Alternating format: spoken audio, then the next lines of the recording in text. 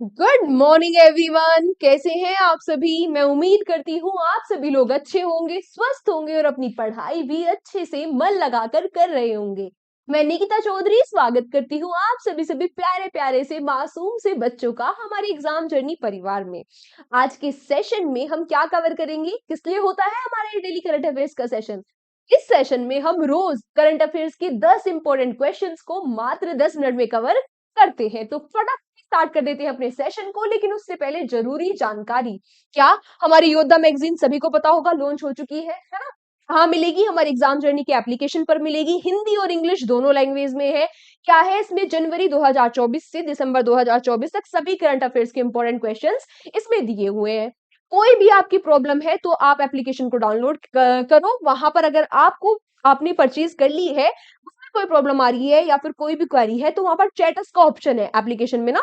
हाँ, वहां पर जाकर आप अपनी सारी क्वेरीज बता सकते हैं, आपके क्वेरी का समाधान हो जाएगा। इंस्टेड ऑफ कि आप मुझे इंस्टाग्राम पे डीएम कर रहे हो, बहुत सारे मैसेज आते हैं तो आपका मैसेज कहीं मिक्स हो जाता है उतने सारे मैसेज में। तो अगर इससे रिलेटेड कोई भी आपकी समस्या है कि मैम हमें हिंदी में लेनी थी, इंग्लिश में ले ली, इंग्लिश में लेनी थी, हिंदी में ले ली, डाउनलोड नहीं हो रही है ना, या फिर लॉगिन करने में प्रॉब्लम आ रही है, वैसे ऐसी दिक्कतें बहुत ही कम आ रही है बच्चों को, पर फिर भी जिन बच्चों को आ रही है वो वहां पर मुझे चैटस में बता सकते हैं। क्लियर? चलो स्टार्ट करते हैं इसी बात पे अपने सेशन को। आज का हमारा पहला क्वेश्चन क्या है?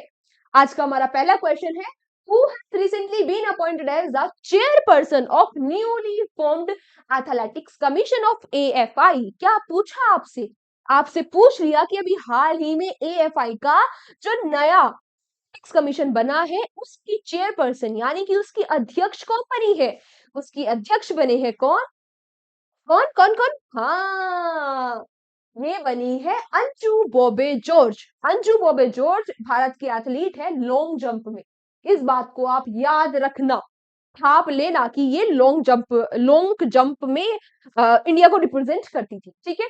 इसमें 9 मेंबर का कमीशन बनाया गया है, जिसमें से 6 मेंबर जो है वो विमेन है, और एक और इंपॉर्टेंट मेंबर है। वैसे सभी मेंबर्स इंपॉर्टेंट है, लेकिन एक और का आप नाम याद रखना। वो कौन मेंबर है? वो वही है जिन्होंने यूएसए की एक मैगजीन ने भी लिखा है कि भाई ये 2024 के बेस्ट जेवेलियन थ्रो प्लेयर है। और हाँ, हमारे golden boy Neeraj Chopra ji. Clear? इसके अलावा मैम आप पूछेंगे कि मैम ये अभी एक और नाम मुझे दिखाई दिया है, एएफआई। ये एएफआई क्या है? एएफआई है एथलेटिक्स फेडरेशन ऑफ इंडिया। ठीक है? इसके हेडक्वार्टर्स कहाँ है? न्यू दिल्ली में। और इसके अभी हाल ही में नए अध्यक्ष बने हैं कौन? बहादुर सिंह सागो। इनके बारे में हमने क्लास में पढ़ा था, और वहां भी मैंने आपको बोला था कि भाई ये किस खेल से संबंधित है, इसको स्टार मार्क करके लिख लेना, आपसे पूछेगा। ठीक है?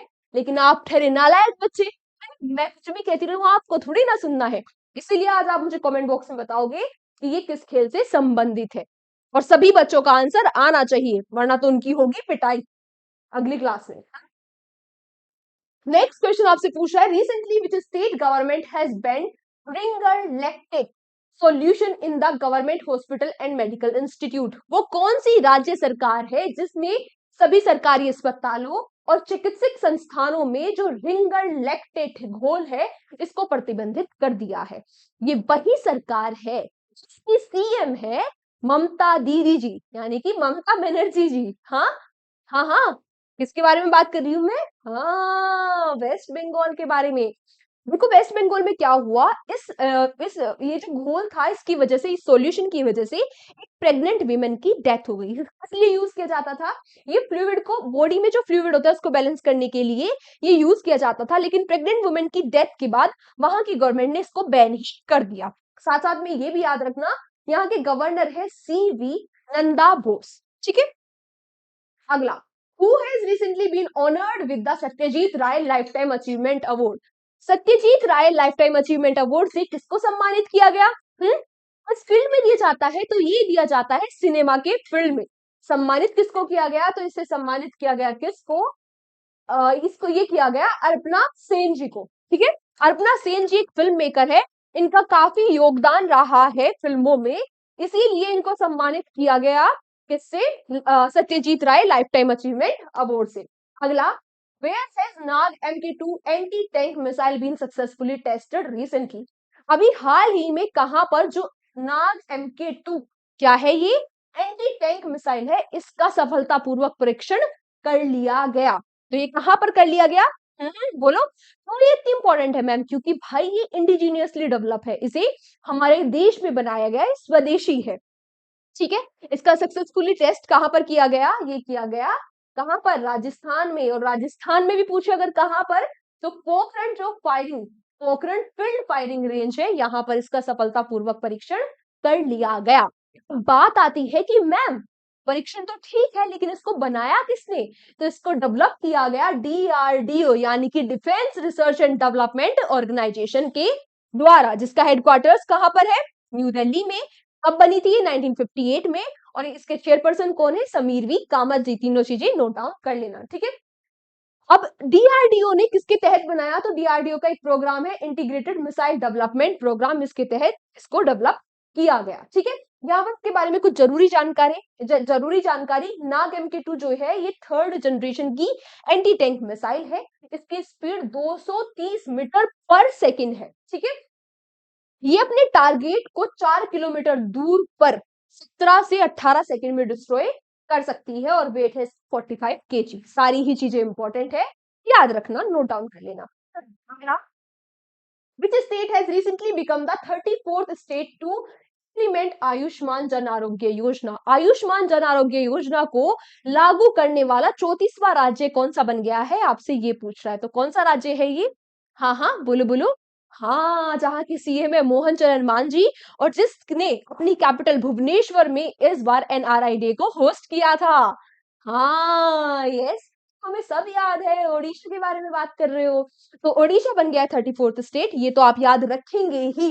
इसके साथ साथ क्या याद रखेंगे? इस स्कीम के तहत 5 लाख पर फैमिली तक का जो हेल्थ कवरेज है वो दिया जाता है, और एडिशनली वुमेन्स के लिए भी 5 लाख का इसमें हेल्थ कवरेज दिया जाता है। बात करें ये जो आयुष्मान भारत योजना है, ये पूरे वर्ल्ड की सबसे बड़ी इंश्योरेंस स्कीम है। सेंट्रल गवर्नमेंट के द्वारा स्पॉन्सर की जाती है, और स्टार्ट हुई थी ये कब? 2018 में। ये सारी ही चीजें आप याद रखना, नोट डाउन करते हुए चलना। अगला, who has recently launch the national turmeric board? अभी हाल ही में जो राष्ट्रीय हल्दी बोर्ड है, जो राष्ट्रीय हल्दी बोर्ड है, इसका शुभारंभ किसने किया? तो ये किया गया जो हमारे यूनियन मिनिस्टर है कॉमर्स और इंडस्ट्री के, इनके द्वारा। कौन है ये? पीयूष गोयल जी। पीयूष गोयल जी, ठीक है। इसका जो हेडक्वार्टर्स होगा, ये जो हल्दी बोर्ड है राष्ट्रीय, इसका हेडक्वार्टर्स कहाँ पे होंगे? निजामाबाद, तेलंगाना में, ठीक है। और पहले चेयरपर्सन इसके बने हैं, इंपॉर्टेंट क्वेश्चन, पहले चेयरपर्सन कौन बने हैं? पल्ले गंगा रेड्डी जी। इनका नाम भी आप स्टार मार्क करके लिख लोगे, ठीक है। अच्छा, और यहाँ पे एक चीज क्या याद रखनी है? ये याद रखनी है कि भाई 20 राज्यों में जो फार्मर्स है, जो हल्दी की फार्मिंग करते हैं, उनको ये सपोर्ट करेगा ये बोर्ड। स्पेशली जो आंध्र प्रदेश और तेलंगाना के फार्मर्स हैं, उनके लिए ये बोर्ड काम करेगा, है ना। 20 राज्यों के वैसे किसानों के लिए काम करने वाला है। अगला, which city has the entrepreneurship development conclave 2025 organized? आपसे पूछा कि किस शहर में 2025 में जो एंटरप्रेन्योरशिप कॉन्क्लेव है, इसका आयोजन किया गया। कहां पर किया गया? पुणे में। कहां पर? पुणे में। थीम इंपॉर्टेंट है, तो याद रखना थीम क्या है? Empowering entrepreneur transforming life stock economies, ठीक है। इसके द्वारा इसका आयोजन किया गया, तो ये ऑर्गेनाइज कराया गया हमारे जो यूनियन मिनिस्टर है फिशरी, एनिमल हस्बेंड्री और डेयरी के। कौन है? ये है राजीव रंजन सिंह जी, ठीक है। इनका नाम भी आप नोट डाउन कर लेना। अगला, where was the 77th army day parade held in year 2025? 2025 में जो 77वीं आर्मी डे की परेड है, इसका आयोजन कहां पर किया गया? पहली बात, आर्मी डे हम कब सेलिब्रेट करते हैं? 15 जनवरी को। तो इसकी 77वीं आर्मी डे परेड का आयोजन किया गया कहां पर? Again Pune is the answer. अब बात आती है कि मैम हम 15 जनवरी को ही क्यों आर्मी डे सेलिब्रेट करते हैं? क्योंकि 15 जनवरी 1949, यानी कि 15 जनवरी 1949 को KM करियप्पा बने थे हमारी इंडियन आर्मी के पहले Indian commander in chief. Replace किसको किया था? इन्होंने रिप्लेस किया था सर फ्रांसिस बुच्चर को। इनका नाम भी आप याद रखना। इस बार की थीम क्या है? इस बार की थीम है समर्थ भारत सक्षम सेना। समर्थ भारत सक्षम सेना इस बार की थीम है, ये भी याद रखना। फटाफट से कुछ इंपॉर्टेंट नाम रिवाइज कर लेते हैं, जल्दी जल्दी बोलते रहना मेरे साथ। क्या? हमारी जो CDS है, चीफ ऑफ डिफेंस स्टाफ है, ये कौन है? जनरल अनिल चौहान। आर्मी के चीफ कौन है? जनरल उपेंद्र द्विवेदी। हमारे नेवी के चीफ कौन है? ये है एडमिरल दिनेश कुमार त्रिपाठी। इसके अलावा हमारे एयरफोर्स के चीफ कौन है? Air air chief marshal Amarpreet Singh. तीनों चारों नाम काफी इंपॉर्टेंट है, लिख लेना। अगला, where will the first cloud chamber be installed under the recently launch Mausam mission Mausam? तो ये जो मिशन मौसम है, इसके तहत जो क्लाउड चैम्बर है, ये कहां पर लॉन्च किया जाएगा? Again the answer is Pune. जो पुणे में इंडियन इंस्टीट्यूट ऑफ मेट्रोलॉजी है, पुणे में जो इंडियन इंस्टीट्यूट ऑफ मेट्रोलॉजी है, यहाँ पर इस क्लाउड चैम्बर को लॉन्च किया जाएगा। बेसिकली ये है क्या, क्यों लॉन्च किया जाएगा? तो जो क्लाउड होते हैं, कैसे फॉर्म होते हैं, कैसे बिहेव करते हैं, इसके बारे में स्टडी करने के लिए चैम्बर को लॉन्च किया गया है पुणे में। मैम एक और नाम हमने पढ़ा है, मिशन मौसम। ये मिशन मौसम क्या है? तो देखो, ये जो मिशन मौसम है, ये क्या करेगा? बेसिकली ये स्ट्रेंथन करने के लिए लॉन्च किया गया है, ताकि हम पहले से ही फोरकास्ट कर सके, भविष्यवाणी कर सके कि भाई मौसम कैसा रहने वाला है ना। दूसरा कि मतलब हम पहले से पता लगा सकेंगे, हमें पता लग जाएगा कि कहाँ बाढ़ आने वाली है, तो वहीं से हम पहले से ही उस एरिया को खाली करवा देंगे ना, तो वहां पे जान मान की हानि कम होगी। दूसरा, मेजर कर सके। और तीसरा इसका काम क्या है कि भाई स्ट्रेंथन करना, जो हमारी एडवांस रडार्स है, सैटेलाइट है, और हमारा जो ऑटोमेटिक वेदर स्टेशन है, इसके लिए मौसम मौसम मिशन है। याद आप रखना, स्टेटमेंट में आपसे पूछ लेगा कि किस लिए है।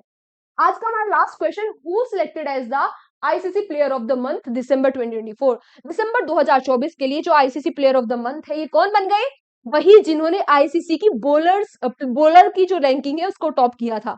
हाँ हाँ, हमारे जसप्रीत बुमराह। यहाँ पर विमेन प्लेयर भी आप याद रखना, women player of the month दिसंबर कौन बनी है? ये बनी है एनाबेल सुथरलैंड। ये कहाँ की है? ऑस्ट्रेलिया की। फटाफट से आईसीसी के बारे में भी देख लेते हैं। आईसीसी क्या होता है? International cricket council. इसकी फॉर्मेशन हुई थी 15 जून 1999 में। चेयरपर्सन है इसके जय शाह जी, और हेडक्वार्टर है दुबई में। आज आपके लिए सेकंड क्वेश्चन फॉर यू, आपको बताना है बीसीसीआई के अध्यक्ष कौन बने हैं, है ना। पहले जय शाह जी थी, वो तो आईसीसी के बन गए, तो बीसीसीआई के कौन बने हैं? 3-4 बार मैं अभी पिछले ही हफ्ते में आपको रिवाइज करा चुकी हूँ। ठीक है, तो आज की क्लास को हम यही तक रखते हैं। Thank you so much everyone, हमारे साथ सेशन में एंड तक बने रहने के लिए। इस सेशन में आप सभी प्यारे प्यारे बच्चों से फिर से मुलाकात होगी। तक अच्छे से मन लगाकर शिद्दत के साथ पढ़ाई करते रहिए, ईमानदारी के साथ लगे रहिए। आपका लक्ष्य बहुत पास है, बहुत जल्दी आप उसको अचीव कर लोगे। Take care, bye bye.